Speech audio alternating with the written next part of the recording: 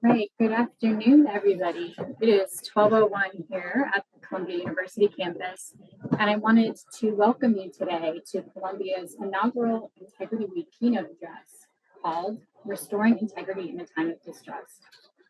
My name is Dr. Victoria Mulaney Brown, and my pronouns are she, her, hers, and I'm the Director of Academic Integrity for Columbia College and Columbia Engineering. This year, I'm delighted to say that it is our 5th year celebrating Integrity Week at Columbia. And as a reminder, Columbia's Integrity Week facilitates integral conversations with our campus community about integrity and ethics in academia through programs and workshops that center around the fundamental values of academic integrity in research, teaching, and learning. This week of collective action and learning strengthens the campus community's commitment to honesty, trust, fairness, responsibility, and courage. Today is actually the second day of Integrity Week at the university, and I'm honored to introduce our keynote speaker, Dr. Joel H. Rosenthal. However, before I do that, I'd like to take a moment to share some gratitude and some reminders about the rest of the week. This week is co-sponsored and made possible by many collaborations, including the Carnegie Council for Ethics and International Affairs, Columbia College, Columbia Engineering, the School of General Studies, Columbia Libraries, the Barrick Center for Advising, the Center for the Core Curriculum, the Office of Research Compliance and Training, the Writing Center, the International Students and Scholars Office, the Center for Student Success and Intervention, the Center for Career Education, and the Alumni Associations, both through the College of Engineering. Yesterday, we had a great first day where we had lots of engagement from the campus community, beginning with a session on core ethics in Columbia Engineering and our Integrity Week kickoff. And we also concluded the day yesterday with a session on the anatomy of a hypothetical case of research misconduct. Be sure to check out the rest of the sessions on my website this week, which I posted in the chat. And so today, during our keynote, we will hear from our speaker, and then I will, at the following of our speaker's remarks, I will moderate the Q&A, the question and answer. And if you're joining us from the live stream classroom on campus, please use the keyboard in Learner 401 to type your questions. For those of you joining us online, you can enter your questions into the Q&A box. And I encourage you to type those questions as you hear our speaker's remarks, and then I'll share those with him at the end of his talk. So the other piece I want to acknowledge is Dr. Joel H. Rosenthal will discuss why trust at institutions are at an all-time low, and surveys and studies from around the world really report increased skepticism and disillusionment with the institutions of politics, business, the media, education, and religion. And it's the very foundations of our society. So if our institutions have lost this legitimacy, what could be done in response? So I'd like to now take the time to introduce our speaker.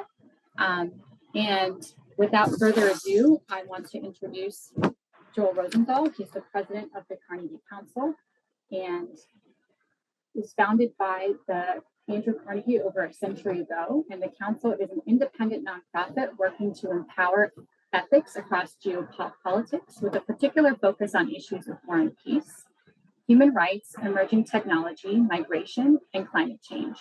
Joel serves as the editor-in-chief of Ethics and International Affairs, a journal published by the Cambridge University Press, and has taught at New York University and Bard College.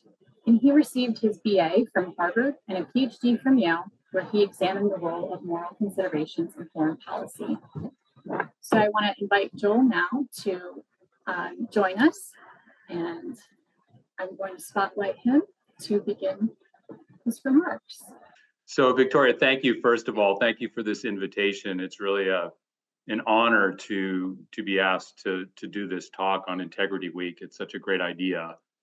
So thank you for the opportunity to participate. So I want to talk for about 20 minutes or so, and I think it's important for this talk on integrity and trust to begin with some humility. Um, I'm speaking to you from my office on East 64th Street, directly across the street from the former home of Bernie Madoff. I can actually see the Madoff former home from here, from where I'm sitting. Now, Madoff, as most of you probably know, was a once-in-a-generation criminal. His life was the antithesis of integrity. Madoff's financial misdeeds ruined the lives of people who entrusted him with their life savings. And he also brought down several charities whose work focused on education, human rights, and social justice. The Madoff case is so terrible that it tempts us to think of corruption as something out there, something foreign and distant. After all, it takes a special kind of villain to betray those closest to him and to steal from friends and charities. But I think this would be a mistake.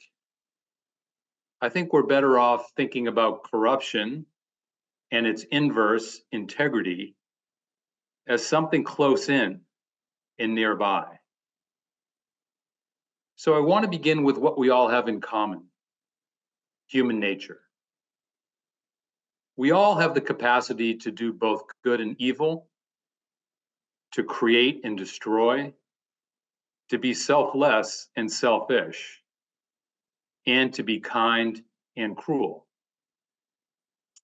In a word, we are all imperfect, and everything else flows from there. So my plan for this brief talk is to cover three big ideas in the search for integrity. The first concerns human nature. The second concerns society as we find it. And the third concerns society as we might wish it to be. Now, I'm going to lean on a few of my favorite philosophers to try to elevate this talk and to try to make these points. Perhaps they're not needed, and maybe I'm making this more ambitious than it needs to be. But I do think it's good to be reminded that in this search for integrity, we're in good company. So let's start with human nature. The idea of perfection that I mentioned is made famous by a quote from the 18th century philosopher Immanuel Kant. Some of you will know it. Out of the crooked timber of humanity, nothing was ever made straight. This idea was picked up by Isaiah Berlin and other realist philosophers in the 20th century to remind us to resist utopian thinking.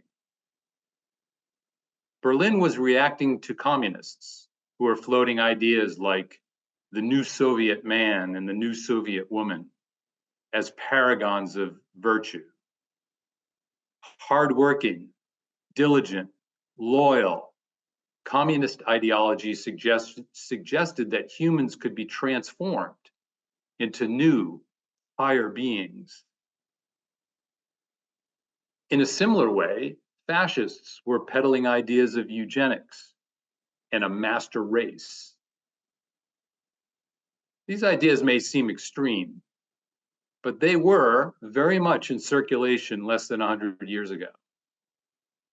In the first half of the 20th century, there was real worry that democracy would be no match for this kind of idealism.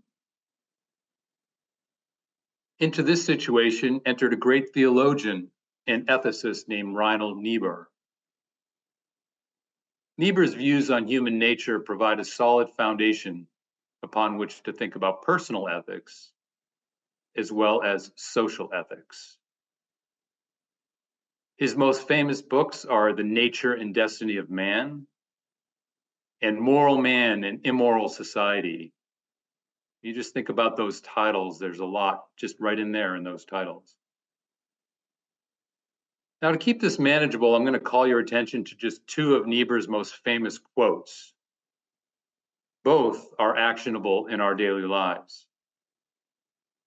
The first is well known, and it's known as the Serenity Prayer. And I'm sure many of you know it or have heard of it. It became famous as a founding principle in Alcoholics Anonymous. Here are the first few lines. God grant me the serenity to accept the things I cannot change, the courage to change the things I can, and the wisdom to know the difference. There are many layers of meaning embedded here, but I want to just highlight two ideas. First, integrity must take into account that much of life is beyond our control. Perfection is out of reach. We need to know our limits. Second, we can and do have the means to do certain things, to be the person we want to be, and we need to develop the courage to act and the wisdom to discern what is possible. The second Niebuhr quote I offer for your consideration concerns social ethics. And it goes like this: man's capacity for justice makes democracy possible, but man's capacity for injustice makes democracy necessary. Again, Niebuhr reminds us of our capacity to do both good and bad. In democracy, everyone has a voice, and that's good. Justice is served by taking everyone into account. This is what makes democracy possible. But no one has a monopoly on virtue, and that's why power must be shared. Democracy is necessary because it is open and self-correcting. Without the checks and balances of democracy, power is most likely to be abused. For Niebuhr, accountability is the cardinal virtue and the essential component of democracy. Since we are all flawed and prone to sin, we must think of ways to organize society that allows for the best and guards against the worst of human nature. Now let's look at society itself. Here we are in this age, this moment of distrust. Surveys tell us that trust in institutions is at an all-time low. Democracy is on the ropes. What should be done from an ethics and integrity point of view? Now, Niebuhr's answer would be more democracy. But this answer still begs the question, how do we move forward? So for this, I turn to another thinker, the economist and Nobel laureate Amartya Sen. Sen's work is foundational to the idea of human development in the 20th and 21st centuries. Sen focuses on human flourishing, an old Aristotelian idea. He's best known for his capabilities approach to well-being. Sen suggests that well-being is not about money and financial resources alone. No, well-being is about basic human needs: security, education, healthcare.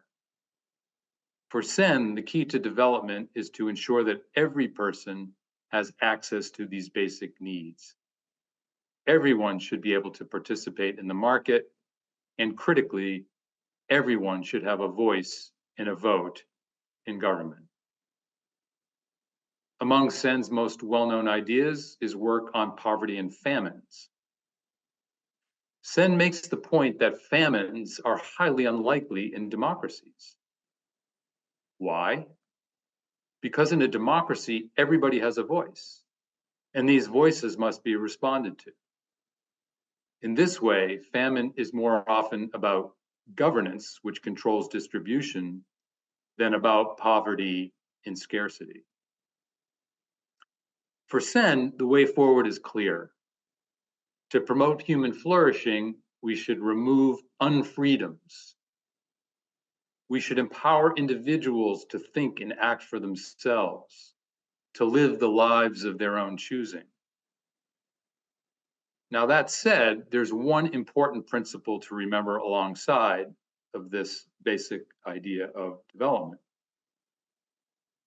The idea of self-interest, living the life of one's own choosing, is meaningless without considering the interests of others. We're all connected, whether we wish to admit it or not. It's no coincidence that Sen wrote the introduction to the Penguin Classic edition of Adam Smith's The Theory of Moral Sentiments. That was Adam Smith's first book before he wrote The Wealth of Nations. And in doing this introduction, Sen wanted to make a point about reciprocity. Adam Smith, of course, is best known for The Wealth of Nations, where he lays out the foundation for modern economics. Economics based on maximizing one's own self-interest. But Sen reminds us that Smith had a sophisticated approach to defining self-interest. He reminds us that Smith begins The Theory of Moral Sentiments, his first book, with a chapter titled Of Sympathy. Now, who would have thought it? Smith, the man who created classical economic theory, begins with a strong commitment to sympathy or empathy. The main point is that in order to understand your own interests, you must first understand the interests of others. Recognizing others, valuing reciprocity, and reconciling competing interests. For Smith and for Sen, this is not idealism. This is a realistic approach to creating social arrangements that have integrity. So I said I'd say a word at the end here about sort of the world as we wish it would be. So let me talk about integrity as it relates to goals and aspirations. It seems to me that our age of distrust is fueled by a lack of recognition of others, a lack of reciprocity, and a lack of a means by which to reconcile competing interests. It's also fueled by stark inequalities and a fraying social contract. There are many remedies possible to treat this condition, and among those I found useful, if imperfect, is John Rawls's egalitarian approach, as outlined in his famous book, A Theory of Justice. For me, Rawls's idea, the notion of justice as fairness, has been a good starting point. Now, without getting too deep into the theory itself, Rawls outlines a procedure by which we might find what he calls an overlapping consensus, whereby those with very different beliefs can agree on certain rules and principles. His idea for public reason, known as the original position, promotes a degree of objectivity based on common humanity and rationality. His prescription to address inequality, known as the difference principle, gives us a way to think about remedying unequal outcomes while maintaining maximum liberties. I raise Rawls here not so much for his specific answers than for his intent. Rawls is sketching out a goal, a destination, a more fair society. And in doing so, he's creating a North Star. For Rawls, the North Star is a more fair and equal and just society that maintains individual freedoms. I believe that an essential element of integrity is to settle on one's goal, one's North Star. The destination and roadmap does not have to be as developed as Rawls's theory, which took him a lifetime to develop. But it's never too soon or too late to look for the ideas that give direction to your personal and professional development. Integrity implies a pulling together of the many strands of life. It implies unity, wholeness, and coherence. Easier said than done in our fast-moving and complicated lives. And I think this is why efforts like Integrity Week are so important. to give us the time and the space to take this on deliberately and with purpose. So just a concluding couple of thoughts here, and then we can open up for questions and conversations. As you think about the idea of integrity, think about its multiple uses. Integrity refers not only to people, but to structures like buildings and institutions, such as universities, businesses, and governments. What gives a building integrity? A solid foundation and reliable features that are up to codes of safety and performance. What gives an institution integrity? Fidelity to purpose, accountability to stakeholders, and an awareness of the consequences of its actions. What gives each of us integrity? There's no simple answer, but my humble conclusion is to suggest that you start by forming your own views on human nature, on society, and on the social contract. Do so deliberately and with purpose. Listen to others, but think for yourself. Understand that we will have major differences. But the beginning of integrity is to figure out how to maintain your convictions while managing your differences with others. While integrity aims for unity, it paradoxically begins with acknowledging and respecting differences. And while I've suggested you find a North Star, it's useful to keep in mind that it's likely an unreachable, final, complete destination. Life moves on, and nothing ever remains fixed or the same. And finally, don't forget there are others, like the philosophers I've mentioned, who have thought about these things before. So find them, consult with them when you can. There's no need to be alone in the lifelong search for integrity. There's a lot of very cheerful company waiting to join you along the way. So with that, I'll conclude my prepared remarks. And Victoria, I'll come back to you and happy to take any questions or engage in some conversation. Thank you all for listening. I do have a first question here Sure. that's in the chat for you. So thank you for your remarks. I had lots of thoughts. The first question says, it's been a challenging time to be on a college campus. There are lots of students and community members with lots of different ideas and definitions of integrity.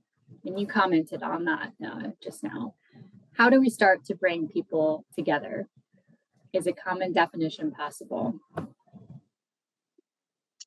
So thank you for that question. And I'm acutely aware of the challenges we're seeing, particularly at universities. And again, I commend you. I think taking this step to organize even conversations like this is a very, very important one. I think that the idea of being deliberate and even strategic about organizing dialogue is critical. Things don't just happen, right? They have to happen, with commitment and with purpose. So I think that's step one. I think step two is to enter conversations like this, again, with one's principles, but with an open mind.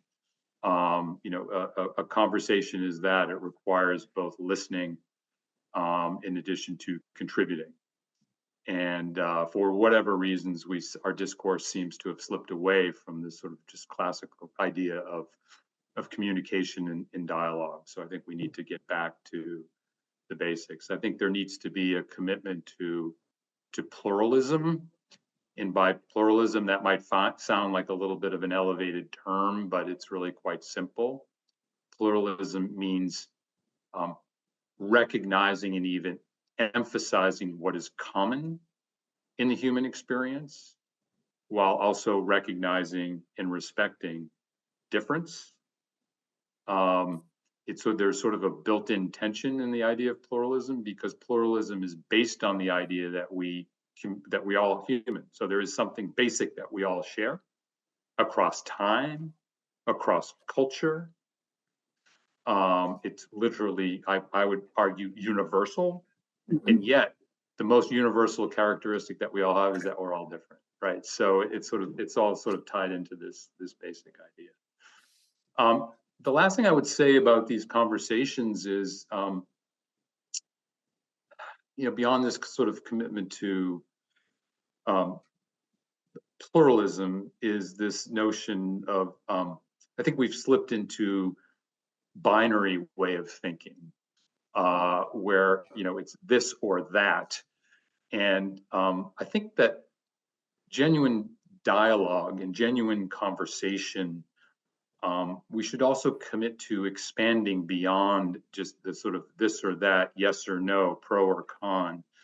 And it should lead to sort of expanding the range of views and expanding the range of choices.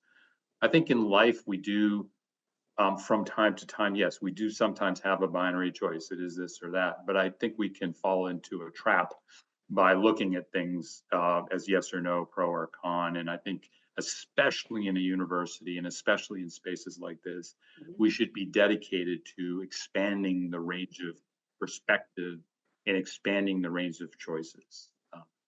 So I hope that's a helpful first step. That is, I think a lot of what you just shared connects in some ways to this next question that we got from Sue Jordan, who's one of our advising deans here at Columbia College of Engineering. She shared, her question was, as educators, we are often working with students who feel that holding to standards of integrity may put them at a disadvantage. Are there any recommendations you may have for making our students feel safer, admitting to mistakes that they've made, times they may have been dishonest, while keeping them accountable to our community standards for integrity? Oh, that's a wonderful question, and thank you for bringing it. So, a couple of thoughts on that, and I think this was part of the reason I wanted to begin the remarks with both humility and human nature. I do think that we frequently think about ethics or integrity in this kind of, I think the military has a term for this, is sort of zero defect, right? In other words, you cannot make a mistake, and if there's one defect, it's sort of end of story, right? I think that can be counterproductive, in especially in a long-term educational perspective. So where do we learn? We learn from mistakes. And I hope that our institutions, again, this is all contingent, and it depends on context, but generally speaking, institutions should build in this capacity for learning.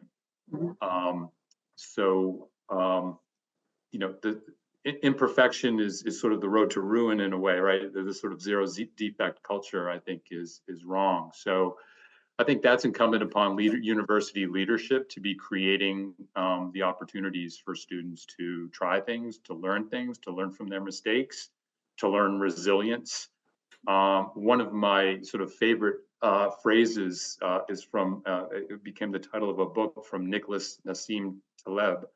It's called Anti-Fragile. And in the book, Taleb makes this point. What is anti-fragile? It's kind of a sort of a strange title, right?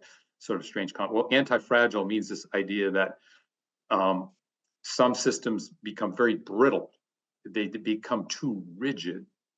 And the resilient systems are the ones that when there's a mistake or when there's a failure, everybody sort of goes to school on it. They learn from it, and then they become stronger from it, right? And they build up this sort of strength, but it's strength based on learning from mistakes, from failures. So that's important. And then the other is just an old ethics adage, I suppose, is it goes back to some virtue ethics. I do think it's important for leadership in particular to remind younger people that there is a sort of tradition of virtue. Virtue ethics is just a fancy way of saying, who do you want to be? What are the virtues that you yourself aspire to?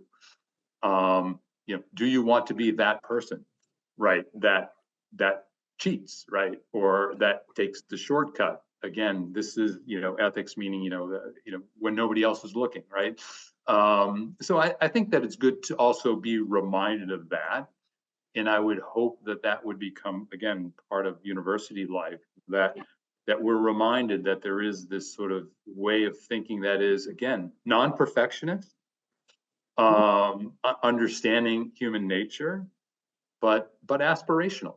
And that, again, this is part of young adulthood and young professionals, which is determining on what virtues you stand for as a human being. And I think a lot of what you just shared makes me think about the work I do every day in practice here at the university with students who have found themselves taking shortcuts, right? And a lot of what we center our conversations on is exactly what you just shared. I was smiling and nodding because I'm like, yes, it's exactly what I'm teaching to the students who sit in front of me who have failed to uphold their integrity, whether that was, also related to the circumstances and the environment that they were in, whether they were stressed, their mental health, their wellness. And we talked a bit about well-being, in your talk today, about just thinking about the social contract. And I thought about our president, right, who wrote a book on the social contract. And there's so much that ties into the campus culture and some of the pieces here. And so another question that was asked by Crystal Diaz, she's our Assistant Director of Student Wellness. She says, what keeps you following your North Star while the technology around us makes it easier for us to compromise our integrity? For instance, using tools like ChatGPT to complete assignments. I think that's the challenge we're all facing together. So I'm in the market for good ideas in terms of that. I suppose one answer, especially with technology, is a sort of an old answer, but then again, relatively sort of new in the sense of the pace of change and the velocity of change and the pressures that we're all feeling, is that technology itself should be value neutral. It's just a tool. It's a means. We have to connect that means to an end, right? So whenever anything comes up in the sort of new technology area, I know this is a sort of a vast simplification, but technology is a tool, and it can be, we can be, I suppose, especially now with AI and such, we can be its servant, I suppose. I mean, there is a scenario, but as the old saying goes, no, we should be its master. In other words, human-centered tech means technology is a means, and it needs to be connected by human beings to an end. And that's the ends means. That's kind of how I think about it. And then again, I think part of it will depend, is again, context specific for certain people. For some of us, if we have the luxury, I would say, of tuning some of it out, maybe that's an answer, but I understand that that's a luxury, right? Not everybody can do that. But if I were to summarize it, I would say try to think about technology as your companion in some way, a tool in some way, something that can help you in some way. And when you find it harming you in some way, it's obviously needs to sort of be addressed. Absolutely. And I actually put in the chat the link to the Carnegie Council's new tool on mapping the impact of data fusion, technology on freedom, security, and human rights. So I wanted to share that just briefly with everybody here. There's been some really interesting work being done by the council, so I just wanted to plug that. Another question that came in from the classrooms is the live streamed area where we have students on campus. And so this is a question about Columbia's context, right? So our campus is a big and decentralized place. As a result, it can be hard to understand others. How do you recommend we become aware of these differences and work to build sympathy with those who may have a different way of thinking, position, or experience? Yeah, I think that one of the biggest challenges of the moment we're in is, again, I think you have to just be deliberate to do it. It's not going to just happen passively. So my response would be, you have to make a commitment to it. You have to seek it out. You have to find it, right?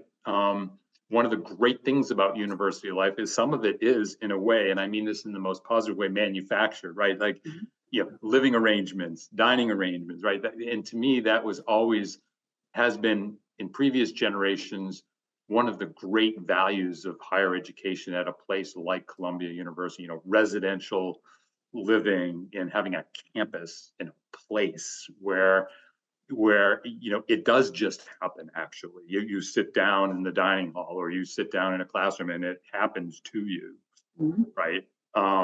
But so I think part of what we're going through right now is we can't just assume that the way we might have a generation ago. So if I were talking to Columbia administration, I'd say, no, we need to be more deliberate about those encounters, right? Whereas in the past, we could just say, well, we've got a diverse group and we just let them go. And we got this great campus and it'll kind of happen because they'll all talk to each other. So I think both individuals and as a community, I would suggest we need to do some thinking about it. I know, for example, now outside the university, I try the best I can, extremely sort of imperfectly, if you will, but try to just have different experiences, travel, listen to people, get lines of communication through news and social media, whatever that may not be from my cohort or my group, but to try to. But it's you have to make up your mind to proactively do that. I just think it's really quite critical to do that in today's day.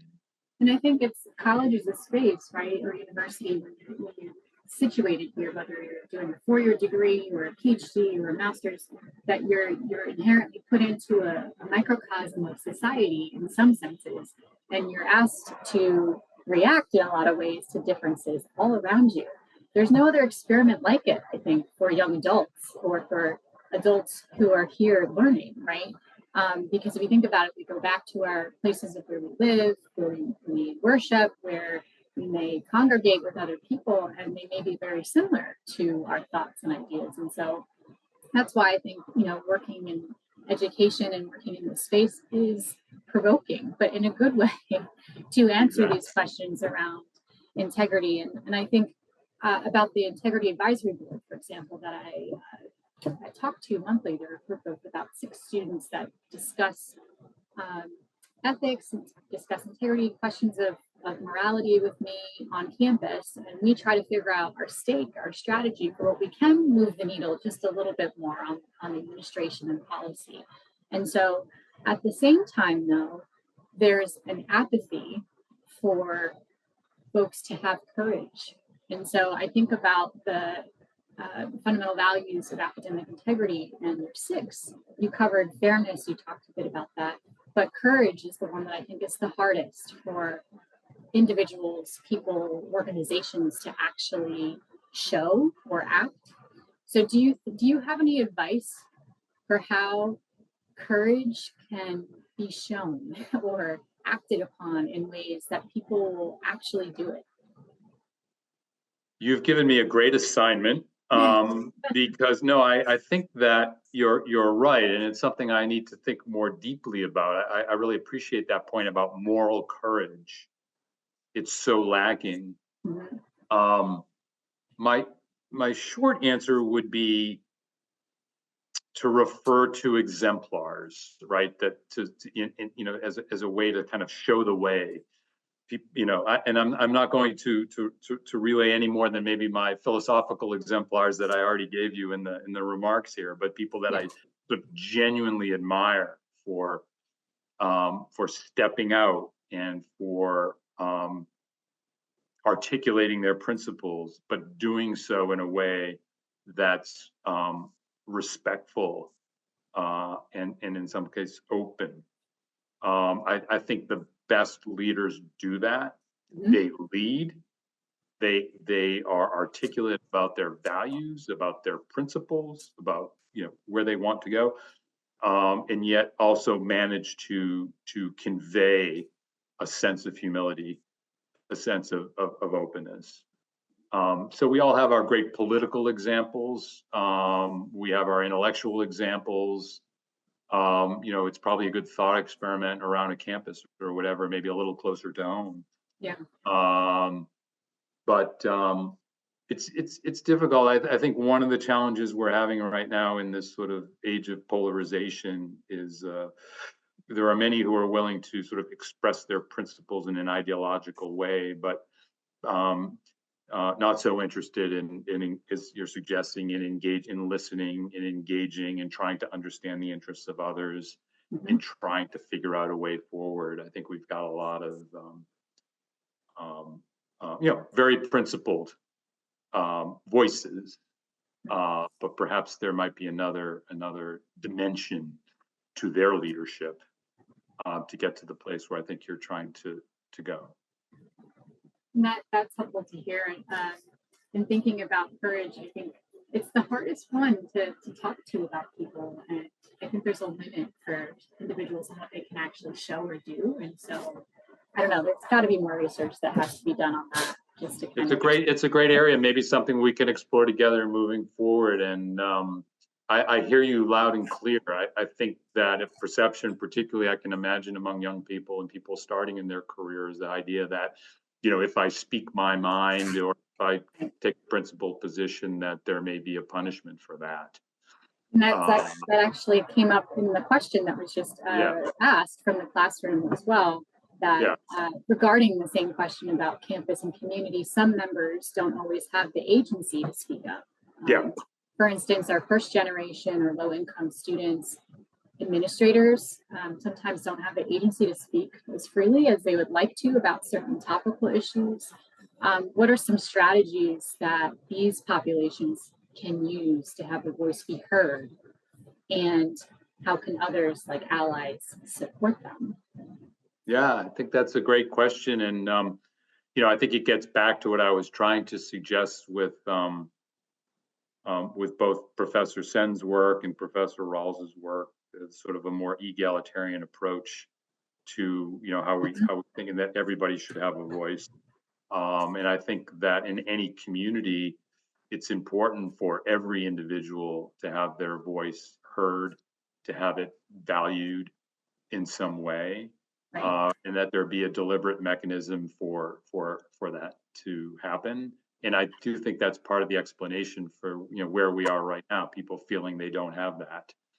I don't have a magic answer to that, other than to, I think, recommit to that principle of the empowerment of every person to think for themselves and to have that access, in the means by which to do that. And then, of course, have the support of a community alongside. I know that sounds a little bit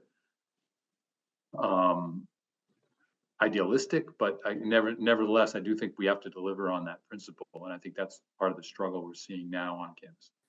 No, I mean, that's totally real. I think a lot of times students are fearful of exactly what you're saying. Do I really speak out? How do I do this? How does this impact me? I think in the age of technology that we live in, anybody can be recorded. Your remarks can be distorted, taken out of context. There's the deep fake, images and voicing that's like a whole nother realm of what's real and what's fake. And so we have time for maybe a few other questions before we wrap. Sure. One of the questions came from Joanne Neal, who works in our suite in student and family support. And so she was sharing a question more specifically about more related to politics and voting. So do you think that since we see so many of our leaders in this country not behaving ethically or courageously, it chips away at our own efforts on integrity?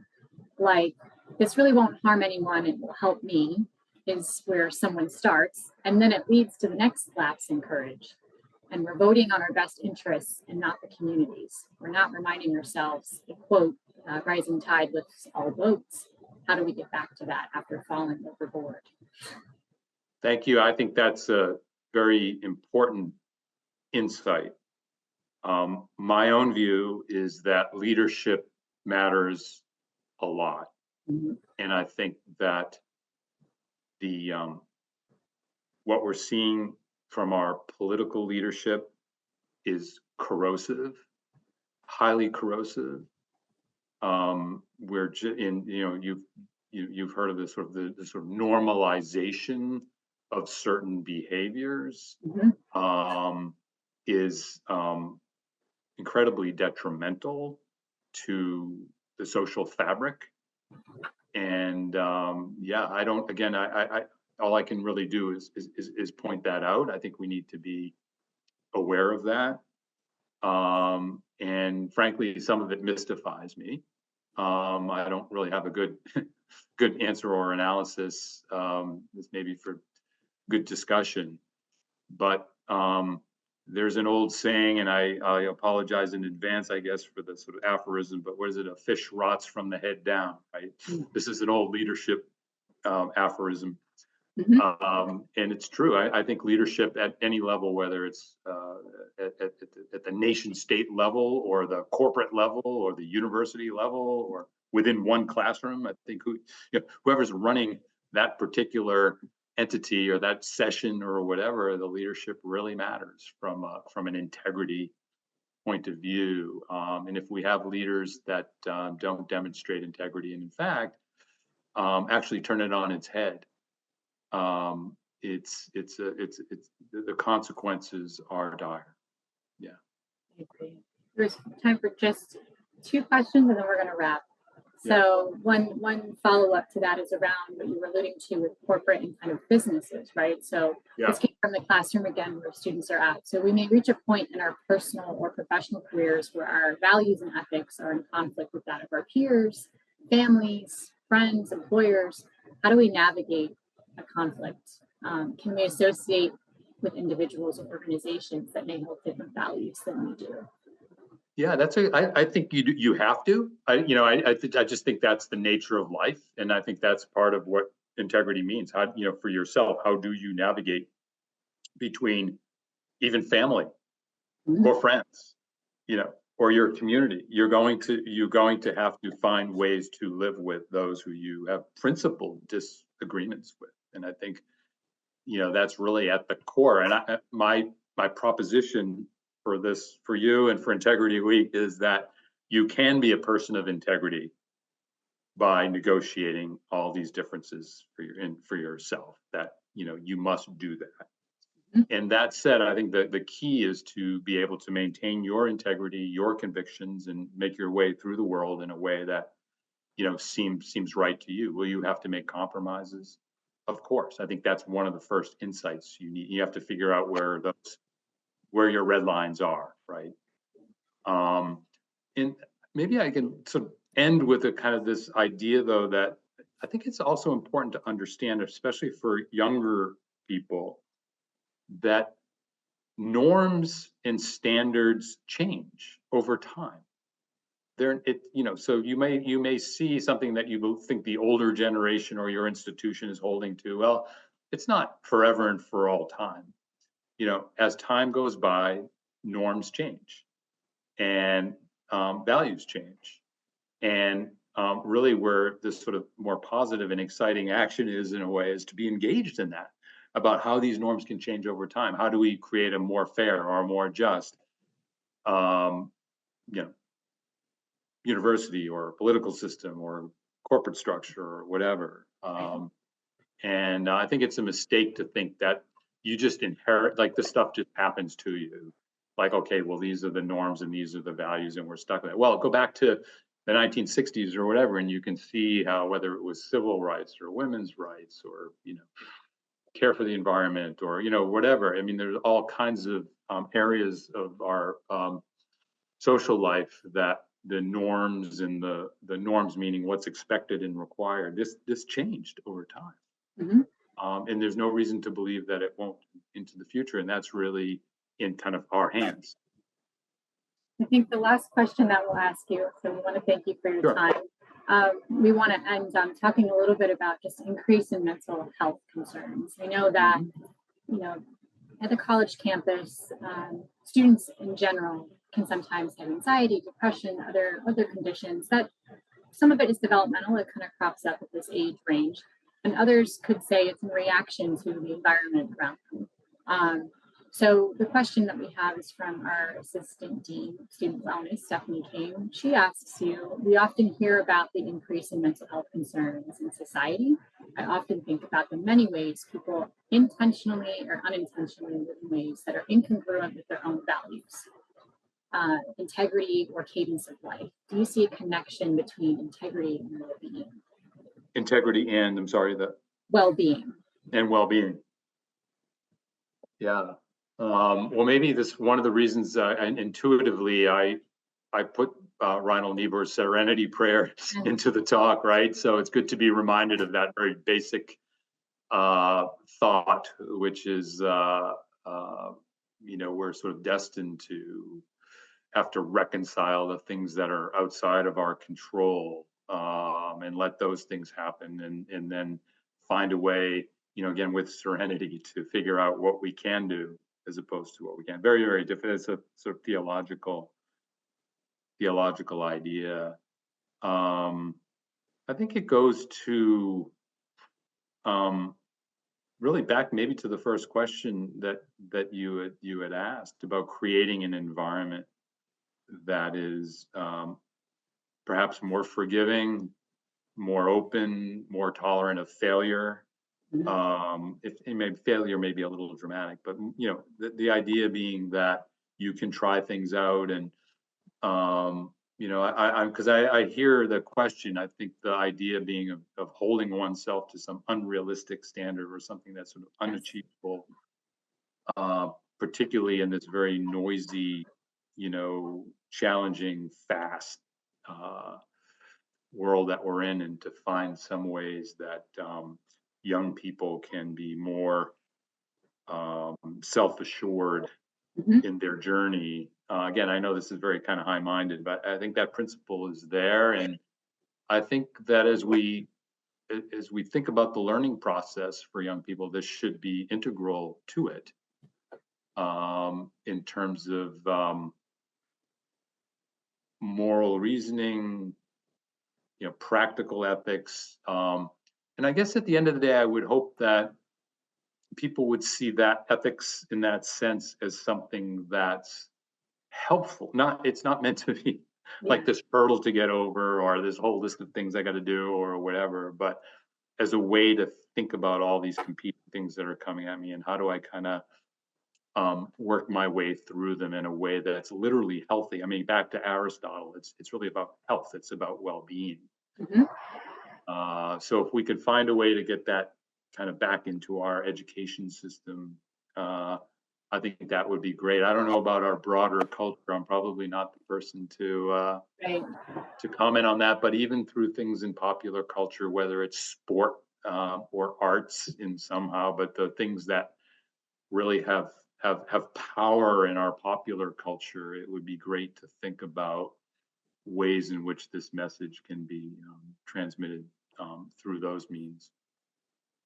Well, thank you so much, Joel, for your time today. We are really appreciative and want to express our gratitude for the remarks you gave us and for being our first keynote for Integrity Week at Columbia. Right. It was really a privilege to be asked. So thank you. And I hope this was helpful for you to just get some thought and some conversation going amongst your students in your community. Oh, absolutely. We had more questions, but I kind of had to kind of curve it. So there's more. I'm sure there's more for us to discuss in the future, and we'd be happy to invite you back.